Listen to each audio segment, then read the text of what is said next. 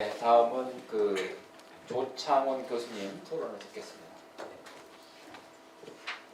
네, 먼저 훌륭한 자리에 발표 시간 허락해 주셔서 감사의 말씀드리겠습니다.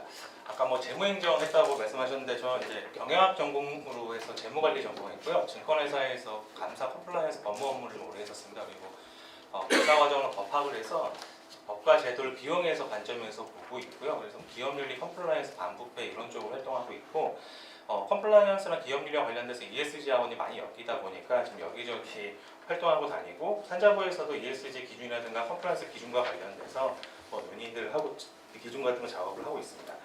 먼저 이 주제와 관련돼서 이야기를 할 때 굉장히 많이 부끄럽습니다. 왜 부끄럽냐면 오늘도 이야기하다 보게 되면 개념 정리가 안 되는 상태에서 이제 여기저기 이야기가 나오다 보니까 약간 지역적으로 이야기하게 되면 좀 학자의 윤리에 대해서 굉장히 생각을 많이 해보게 됐습니다.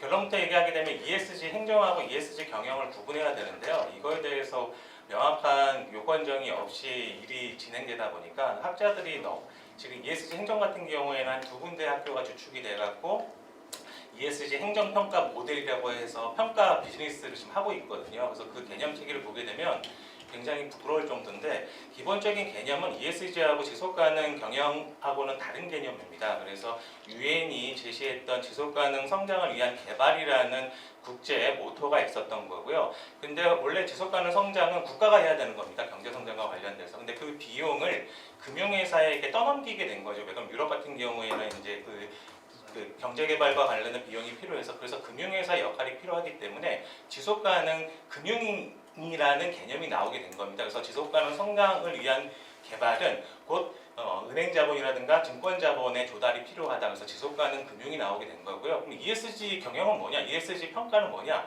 금융회사 같은 경우에는 뭐니 해도 평가를 해야겠죠. 그래서 제3자적인 관점에서 평가를 하기 위해서 미시적인 개념이 ESG라는 시각이 나온 겁니다. 그래서 굳이 이야기하게 되면 ESG 경영을 하겠다, ESG 행정을 하겠다는 얘기는요, 주체 사상이 없죠. 북한 얘기하는 건 아닙니다. 그냥 제3자 입장에서 그냥 평가받겠다 이런 얘기입니다. 그래서 자기들이 뭐 할 것인지는 모르겠고, 그래서 굳이 이야기한다고 하게 되면 지속 가능한 경영을 하기 위해서 우리가 ESG의 시각을 고려해서 지속 가능 경영 또는 행정을 하겠다 이렇게 구분하셔야 될 것 같고요. 지속가능 경영은 국가에서 이제 모법이 되고 있는 지속가능 발전 기본법이 있습니다. 그래서 이거는 국무총리실 산하고요. 모든 법이 충돌될 때 지속가능 발전 기본법에 따라서 국무총리실이 국가행정기관을 단둘이 칠 수가 있습니다. ESG와 관련돼서는 주무기관이 없습니다. 지속가능 발전과 관련돼서는 국무총리실하고 산자부가 있는 거고요. 사실 지금 ESG와 관련돼서 이런 이야기들 국가가 하는 것도요.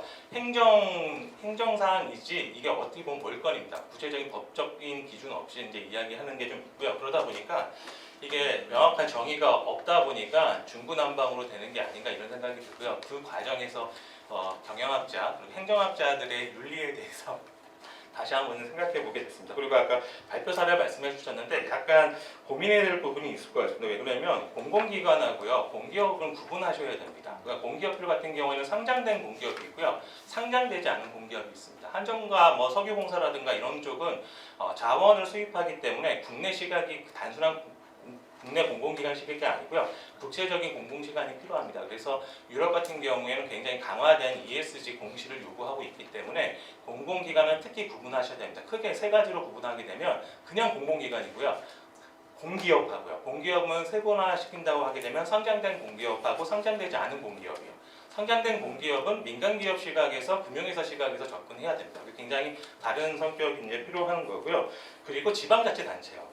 우선 ESG 행정하겠다, 경영하겠다 하게 되면 기재부나 행안부에서 평가 전문성이 없습니다. 그래서 지금같이 ESG 관련된 내용을 이제 지방의회에서 조례 같은 형식으로 치적으로 많이 삼고 있는데 나쁘게 얘기하면요, 그냥 세금 낭비하는 것 같습니다. 조례만 먼저 해놓고 구체적인 시행 방법은 교수들에게 이제 산업연구로 맡겨놓고 시간 벌고 있거든요. 그래서 구체적으로 뭘 해야 될지도 모르겠고 이게 조례 같은 거를 지금 37개 기관에서 그냥 똑같이 붙여쓰기 해갖고 붙여쓰기 복사해갖고 붙여쓰기 하는 조례가 지금 생산되고 있어서 굉장히 이제 학자 입장에서 많이 부끄럽습니다. 그래서 ESG를 접근하신다고 하게 되면 ESG 행정하고 ESG 경영을 구분해야 될 거고요. 그리고 지방자치단체인 경우에는 어찌됐든 주무관청 평가기관이 행안부거든요. 근데 행안부가 과연 ESG 경영과 ESG 행정을 구분할 수 있느냐 감히 드리는 말씀인데 구분 전문성이 없습니다. 그래서 지금 ESG 경영과 행정은 특히 이제 행정기관 입장에서는 춘추 전국 시대입니다. 그래서 너도 나도 여기에 대해서 본질적인 고민보다는 ESG 평가 사업을 통해 갖고 그 평가 기관도 권위를 가진 기관들이 아니라 민간 기업이 이제 권위 있는 교수님들 이름을 대동해 갖고 평가 방법론을 세워서 1등급부터 5등급 나눠서 뭐 이런 식으로 평가 리스크를 해서 시상 비즈니스를 한다 이런 생각이 들어서 만약에 경인학회에서 이런 걸 경인행정학회에서 추진한다고 하시게 되면 구체적으로 용어 정의부터서 하셔야만 구체적인 접근 방법이 가능합니다. 그래서 오늘 발표 얘기 듣고 논의사항 들을 때 굉장히 이렇게 저 학자의 한 명으로 얼굴이 되게 화끈거렸습니다. 그리고 지속가능성 이야기를 하셨는데 지속가능성하고 ESG는 제가 다른 개념이라고 분명히 말씀드렸고요. 지속가능성은 경제, 사회, 자연의 영향을 받습니다. 그래서 지속가능성 모델은 한 나라의 경제 시스템에 따라서 달라지게 되는 겁니다. 미국하고 유럽하고 경제 시스템이 다른 거 알고 계시죠? 그래서 미국 같은 경우는 자유민주주의 시스템이고 유럽 같은 경우는 사회민주주의 시스템입니다. 그래서 세금에 대한 내성이 유럽이 좀 더 강하죠. 그리고 이제 공산국 같은 경우에는 ESG 경영 이런 거 필요하지 않습니다. 그냥 당위시키게 되면 하는 거기 때문에 한 나라가 어떤 경제 시스템을 갖는지가 되게 중요합니다. 그래서 그 ESG하고 지속 가능성을 이제 호도와 구분을 명확하게 안 하시게 되면 일이 계속 이제 반복되는 거고요. 지속 가능성 같은 경우에는 크게 이제 네 가지 자본이 구성되어 있다라고 합니다. 그래서 자연 자본, 인적 자본, 그리고 물질 자본, 사회 자본이라고 하는 건데요. 여태까지의 지속 가능성은요. 자연 자본을 훼손시키면서 전체의 총량을 크게 하는 그런 약 지속 가능성이었거든요. 근데 지금의 ESG 시각에서는요. 강 지속 가능성이라고 해서 이 네 가지 자본이 고르게 성장을 해야 됩니다. 그래서 저희 부모님 세대 같은 경우에는 사람을 갈아 넣었잖아요. 그래서 막 야근도 밤낮없이 하고 과로도 되게 많았었기 때문에 지금은 뭐 주 5일 근무제 해가지고 뭐 수요일 날도 쉬어야 된다라고 해서 인적 자본을 굉장히 강조를 하는데 지금의 지속 가능성 개념은요. 어느 자본을 훼손을 일으키지 않고 자연의 재생 가능성을 유지하는 수준에서 경제 성장을 해야 된다는 겁니다. 그래서 지속 가능성이 네 가지 자본으로 되어 있다라고 생각하시면 될 것 같고 지방자치단체의 입장에서는 ESG 행정이 이 네 가지 자본이 골고루게 성장하는지 챙기는 게 이제 경영학적 관점이 아니라 ESG 행정에서는 이 네 가지 지속가능성 4대 자본이 골고루게 이제 성장시키고 있다라는 걸 보여주실 수 있어야 될 것 같고요. 굳이 ESG 행정으로 포장을 하신다라고 하게 되면 열심히 하고 있던 것들을 또 이제 공시를 하셔야겠죠. 그래서 공시를 어떻게 할 것인지는 이제 ESG 공시와 관련돼서 참고하시면 좀 낫지 않을까 이런 말씀을 드리겠습니다. 그래서 제가 최근에 작년부터서 여수시에서 ESG 조례라든가 여수시 의회하고 여수시 시청에서 ESG에 대해서 고민을 많이 했는데 제가 얘기했던 건 뭐냐면 여수시가 ESG를 어떻게 할 것이냐, ESG 행정을 할 것이냐, 여수시 내에 기업들에 대해서 ESG 경영을 지원할 것이냐 이런 것부터 해서 명확히 하셔라라고 얘기하면서 여수시 모델을 이제 개발을 도와주고 있는데요. 덕분에 그래서 우리나라 전국구에서 어떻게 행하고 있는지 이제 보고 있는데 춘추 전국 시대인 것 같습니다. 서울시도 약간 개념 정립을 잘 못하는 것 같고요. 네, 경기도도 이제 마찬가지인 것 같은데 그나마 제대로 고민하고 있는 데가 경기도 연구원인 것 같습니다. 거기서는 이제 계속 문제의식을 가지고 고민을 하고 있고요. 그리고 아까 학계장님께서 좋은 말씀을 해주셨는데 이게 행정학 교수님들만 모이게 되면 또 답이 안 나오고요. 경영학 교수님만 모이게 되면 더 산으로 갑니다. 왜냐하면 경영학은 용어 정의를 자기 입장에서 하거든요. 근데 행정학 같은 경우에는 제가 보기로 약간 법학적인 기질이 있기 때문에 용어 정의를 하고 하시려고 합니다. 그리고 법하시는 분들은 세부적으로 디테일로 나가는 거 되게 싫어하시거든요. 그래서 이 분야의 전문가들이 모여서 학자들 중심이 아니라 실무자들의 문제의식을 해결할 수 있게끔 접근하셔야 되고 제일 먼저의 작업은 용어 정의부터서 이제 경기도라든가 용인시 의회하고 같이 용인시하고 같이 해서 ESG 또는 지속 가능성에 대한 용어 정의부터서 먼저 하셔야 이후의 사업들이 구체화가 되지 않을까 이런 말씀을 드리겠습니다. 딱 9분 15초 됐네요. 인사 마치도록 하겠습니다. 네, 감사합니다. 네, 나연님 말씀. 네, 앞에 토론자분들이 제가 생각하고 있던 얘기들 다 해주셔가지고 역시 마지막은 좀 안 좋은 것 같습니다. 그래서 저는 물론 그 앞에서 그 말씀하셨던 것처럼 지금 저희 나라의 국내에서 공기업이라든가 아니면 기초자치단체의 ESG 관련한 어떤 전략 수립이라든가 체계가 춘추전국 시대 그 말이 저는 맞다고 생각이 듭니다. 그리고 저는 그래서 한 두 가지 정도를 지금 말씀을 드리고 싶은데 먼저 그 자료를 보시면 그 성동구의 ESG 행정에 대해서 말씀을 하셨거든요. 근데 여기서 지금 그 환경보호 사회공헌 윤리경영 이거 외에 이제 경제라는 또 파트가 이제 추가됐다고 말씀하셨어요. 근데 아까 또 앞서 토론자분께서 말씀하셨듯이 기존에 이게 지금 지자체 같은 경우는 다 하고 있는 것들이거든요. 그리고 또 이제 중요한 건 뭐냐면 ESG가 ESG 경영은 저희가 많이 이제 귀에 익어요. 왜냐면 공기업들 이제 저도 이제 나라당타워 같은 걸 많이 보거든요. 보면 이제 공기업들 분야에서 ESG 경영에 관련한 연구용들이 많이 나옵니다. 근데 공기업이라는 거는 어차피 기업의 성격을 갖고 있기 때문에 ESG 경영을 좀 이렇게 체계를 수립하고 그다음 필요성이 좀 있다고 생각이 들어요. 근데 행정에 있어서 ESG가 왜 필요한가라는 생각을 저는 좀 해봤거든요. 그래서 요 성동구의 사례를 봤을 때 경제 부문에서 보면 시장 규모, 뭐 매력도, 뭐 재정 현황, 뭐 재정 자주도 이렇게 쭉 나오는데 이런 것들은 기존에 다 하면서 평가를 받았고 다 했던 것들입니다. 근데 또 이제 거기서 이제 사회적 기업과 또 협동조합 쪽을 또 말씀하고 소셜 벤처 기업 지금 각 지자체마다 창업에 관련한 관심도 굉장히 높거든요. 특히 일자리 지방 도시 같은 경우는 지금 인구 소멸의 위험을 겪기 때문에 이 일자리에 대해서 굉장히 관심이 많습니다. 근데 이런 부분들이 행정에서는 어떻게 보면 거버넌스의 큰 틀에서 보면 거버넌스 틀에 속하거든요. 그 토론회 500인 토론회 같은 것도 마찬가지로 하나의 거버넌스 안에 들어갑니다. 그러면은 제가 기존에 뭐 ESG에 대한 그러니까 개념에 대해서 명확하게 하지 않은 상태에서 행정에다가 이거를 적용시키려다 보니까 좀 억지스러운 듯한 그런 좀 생각이 들거든요. 그래서 행정에 있어서 이 ESG를 빼고 이 성동구에서 했던 경제 부문에 이게 적합한지 저는 좀 그 생각을 좀 해봤습니다. 그리고 두 번째로는 지금 이거 제가 겪은 건데 작년에 좀 창피하지만 그 전라도의 그 하나 무슨 진흥원에 ESG 경영 전략을 수립을 한번 해준 적이 있습니다.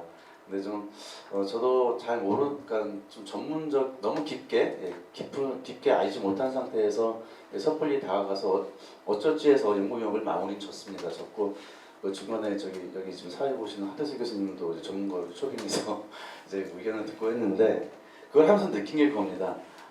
지금 우리가 보면은 일반 그 상장 공기업이라고 이제 큰 공기업 같은 경우는 굉장히 선도적인 그런 역할을 하면서 겉에 외향적으로는 좀 앞으로 나가는 다른 일반 민간 기업보다 아니면 비슷하게 그 ESG 경영에 대한 체계를 잘 수립하고 시행하고 있는 것처럼 보여요. 근데 지금 뭐 전라 그 광역의 그 밑에 있는 산하 공기업들 같은 경우는 경기도도 마찬가지입니다. 경기도도 그다음에 얘기 들었었는데 그 ESG 경영을 어떻게 수립하기 위해서 어떻게 해야 됩니까라고 이렇게 질문을 좀 받았던 기억도 나고 그리고 전에 작년에 제가 해본 경험상 솔직히 그 이거를 왜 하세요라고 저는 물어보고 싶었어요.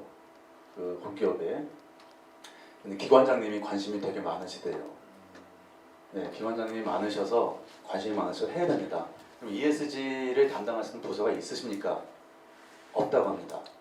네, 기존에 윤리경영이나 인권경영을 했던 또는 감사팀, 감사 업무를 했던 그런 그 담당 부서나 아니면 담당자가 담당하고 있었는데 그래서 저도 좀 처음에 난감했어요. 그래서 뭐부터 시작을 해야 될지 제가 첫 번째 딱 들여다본 거는 바로 산자부의 KESG였습니다.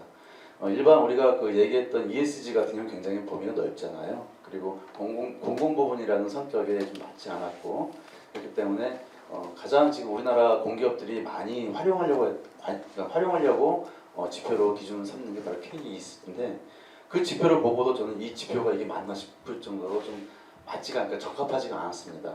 근데 이것조차도 어차피 지금 처음에 개념 정리부터 시작해서 출발했어야 되는데 그렇지 못하고 그냥 우후죽순 너도 나도 지금 그걸 해야겠다는 생각 때문에 그랬는데 그래서 그때 좀 많은 좀 곤란을 겪었고요. 그래서 결론은 그 기존에 있던 사업들을 다시 해쳐보여 하는 그런 방식으로밖에 할 수가 없었습니다.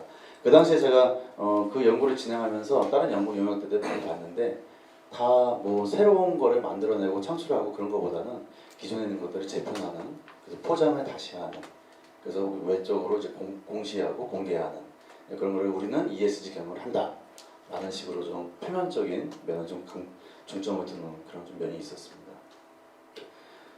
그리고 그래서 이제 그 부분에 대해서 좀 약간 회의가 느끼는데 그게 앞으로 저희가 해야 될 숙제라고 생각이 됩니다. 그리고 또 하나는 저희 아까 좀 전에 MOU를 맺었던 이제 이너쿠에서는 ESG 관련해서 매달 그 ESG 인사이트라고 해서 저희 연구소 내에서 이렇게 자료들을 좀 시세, 그러니까 현재 상황에서 ESG가 현황에 대해서 어떤 게 이슈인지 정리해서 지금 제작을 하고 있는데 그 중에 제가 한 부분이 하나 있습니다. 그래서 지금 지방 기초자치단체나 아니면 공기업들, 특히 산하기관들, 이제 광역 산하기관들이 ESG 준비하면서 굉장히 처음부터 뭔가를 다 만들어내려니까 굉장히 힘들어해요. 뭐부터 시작해야 될지. 근데 보면은 간단합니다. 지금까지 해왔던 거버넌스 아니면 굉장히 사소한 환경운동이라든가 이런 것들을 먼저 좀 선행을 했으면 좀 싶은 생각이 듭니다. 그래서 저번에 그 완도군 쪽에 한번 제안서를 한번 내봤는데 그쪽에 제가 제안했던 게 뭐냐면 행정이나 특히 이제 그 사회복지 관련한 그리고 그런 주민들하고 또 시민들하고 밀접하게 직접적인 관계를 맺는 그런 기관들은 먼저 시민들하고의 협업이나 어떤 그런 것들부터 연습을 좀 했으면 좋겠습니다. 연습을 하면서 이런 것도 ESG라구나 우선 주민 쉽게 얘기해서 뭐 예를 들면 주민 참여형 그리고 주민과 함께 만들어가는 아니면 뭐 생활형 ESG라든가 이런 개념으로 좀 다시 잡고 작은 것부터 시작하면 좀 어떨까 하는 생각을 좀 해봤습니다. 네, 지금 10분 넘었나요? 넘었죠? 네, 의사로 마치겠습니다. 예, 토론자분들 토론 감사합니다. 이매경 박사님 네. 요즘에 그 ESG가 엄청 핫해서 잠시만 우리 이매경 박사님은 본업은 시민운동가십니다. 여성운동가시고요. 여성운동은 20대 때부터 계속 하신 분이고 40이 넘으셔서 행정학 박사를 하신 다음에 지금은 경기도 여성가족 재단이라고 거기에 선임연구원으로 계신데 이제 팀장도 하시면서 하여간 요 경기도 요 수원권에서는 여성 정책에 관해서는 저분을 안 통하면 잘 안 되는 과장이 아니라 그냥 쉬운 말로 진짜 저분을 통해야 뭐 연구가 잘 풀리는 그런 키맨이십니다. 그래서 네. 너무 가짜는 말씀을 주셨는데요. 아니 저도 사실은 그 ESG 경영에 이제 관심이 많은데 잘 알지는 못하는데 여기저기서 많이 이야기가 되고 있는 것 같기는 해요. 근데 이제 사실은 오늘 이제 발표 주제가 공공부문의 ESG 경영이어서 사실 그게 좀 궁금하긴 했었어요. 왜 이 주제를 공공부문에 이제 좀 중점을 두셨나? 아까 이제 ESG 뭐 행정이라는 용어에 대해서도 이제 향후에 이제 좀 정리가 필요하다는 의견들도 주셨는데, 그래서 사실은 이제 여기 이제 그 자료집에 나와 있는 이런 ESG 운영과 관련된 것들은 저도 이제 공공기관에 있기 때문에 다 그 경영평가 지표로 반영이 되어 있는 것들이거든요. 그러다 보니 그럼에도 불구하고 저희 기관에서도 좀 ESG 관련된 이야기들을 좀 많이 하고는 있는데 저는 사실은 조금 공공부문보다는 ESG 경영에서는 기업 쪽으로 조금 더 관심을 둬야 되는 게 아닌가라는 좀 생각을 오늘 해봤어요. 근데 왜냐하면 경기도 같은 경우는 전체 그 산업 그 기업 중에 90% 정도가 다 중소기업이에요. 실제로 대기업이 많지는 않습니다. 대기업들 같은 경우에는 이런 ESG 경영이라든지 또 세계적인 그런 기준에 맞춰서 왜냐하면 수출도 해야 되고 하기 때문에 그런 것들을 많이 하지만 대부분의 중소기업에서는 도대체 ESG가 뭔지도 모르는 그런 기업들 규모도 작고 어려움들이 있거든요. 그렇다고 하면 장기적으로 봤을 때는 저희가 그 ESG 경영이 그동안 좀 더 주목받았던 이유는 기후위기랑 저는 관련이 있다고 생각을 해요. 다른 여러 가지가 있겠지만 어떤 이 지금의 어떤 지속가능한 사회를 만드는 데 있어서 이 기후변화에 함께 대응하기 위해서 기업이 또 그 역할을 또 해야 되는 측면들이 좀 있잖아요. 그렇다고 한다면 중소기업에서 이런 ESG 경영을 좀 잘할 수 있도록 하는 여러 가지 사례라든지 그리고 또 이제 기업에서 뭔가를 또 전체적으로 계획을 세우기는 어려우니까 그런 지표 같은 거 있잖아요. 어떤 지표들을 중심으로 노력할 수 있는지 이런 거 좀 구체적으로 좀 제안해 주는 게 기업 입장에서는 왜냐면 작은 기업에서 연구나 정책 개발이나 이런 것들이 쉽지는 않기 때문에 그런 쪽으로 많은 컨설팅을 하고 도움을 주면 어떨까라는 생각이 저는 오늘 그냥 배우면서 이제 들었고 또 저는 이제 여성 분야나 이런 쪽에서 이야기를 할 때 ESG에서 중요하게 보는 부분이 이제 그 지배 구조에 있어서의 다양성이거든요, 사실은. 이게 어떤 그 이사회 경영 구조나 이런 데 어떤 다양한 어떤 성별이라든지 다양한 이해관계자들이 좀 참여하도록 하는 것들이 이제 중요하기 때문에 이제 그런 부분들이 중요한데 여기 좀 사례를 보니까 이제 그런 부분 좀 약간 좀 취약한 것 같더라고요. 이제 그 사회적 가치 분야에서도 일생활 균형이라든지 이런 쪽은 반영이 되어 있는데 그래서 그런 쪽으로도 조금 더 주목해서 제안해 주시면 어떨까라는 생각했습니다. 예, 잘 들었습니다.